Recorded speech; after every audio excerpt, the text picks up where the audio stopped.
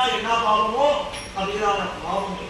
மேல ஏகாதசி அன்னைக்கு தாம்பூலம் எல்லாம் போடக்கூடாது, வெத்தலையெல்லாம் போட்டு கொள்ளக்கூடாது.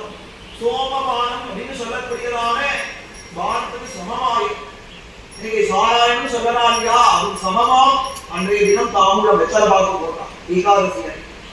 ஏகாதசி அன்னைக்கு மதுரம் செய்யக்கூடாது, மாற்று சங்கம் பண்ணக்கூடாது, போய் பெண்கள் இடத்துல போய் கூடக்கூடாது ஏகாதசி அன்னைக்கு. மேல அப்பேற்பட்டதான பாவம் எதுக்கு சமம் அப்படின்னு பஞ்சமகா பாதகங்கள் அப்படின்னு சொல்லலாரே அப்படிதான பாவத்துக்கு சமம். வியாசரே சொல்லலாம் தர்மசாஸ்திரங்கள்.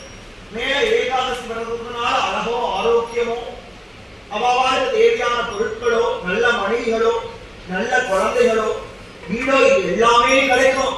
இது ஒரு விரதத்தினால எனக்கு வீடியே அப்படின்னு ஒருத்தர் நினைச்சுட்டு இருக்கான் அப்படின்னு அவனுக்கு வீடையும் தரும், குளம் தரும், செல்வம் தம்பியும் பெற்றதாயின செய்யும் அப்படின்னு நம்ம திருவள்ளியாளா இருக்காரியா கள்ளக்குடிக்கே உடித்ததான் அதுதான தெய்வமே சொல்லறது எல்லாமே கிடைக்கும் வா அதனால ஏகாதசி விரதத்தினால.